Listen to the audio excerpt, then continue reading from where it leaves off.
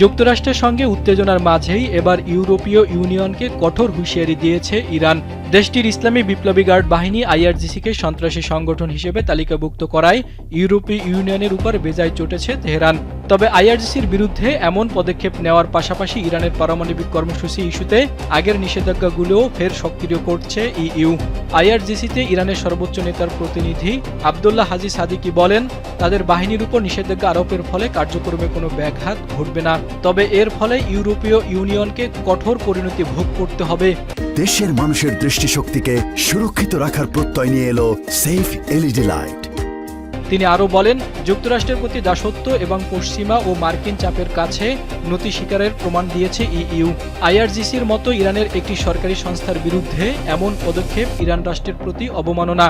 এদিকে ইরানের পররাষ্ট্রমন্ত্রী আব্বাস আরাকচিও আইআরজিসির বিরুদ্ধে ইইউর পদক্ষেপের সমালোচনা করেছেন। বলেছেন, এটি একটি কৌশলগত ভুল যা ইউরোপের নিজস্ব স্বার্থের ক্ষতি করবে। ইরানের সংসদের স্পিকার মোহাম্মদ বাকের গালিবাফও এই সিদ্ধান্তের নিন্দা জানান। সামাজিক যোগাযোগ মাধ্যম এক্সে দেওয়া এক পোস্টে তিনি বলেন, আইআরজিসি বিশ্বের অন্যতম শক্তিশালী ও কার্যকর সন্ত্রাস বিরোধী বাহিনী। তাই যারা সন্ত্রাসের পক্ষে অবস্থান নেয় তারাই সন্ত্রাসী গোষ্ঠীর বিরুদ্ধে আইআরজিসির লড়াইয়ের গৌরবকে অস্বীকার করে।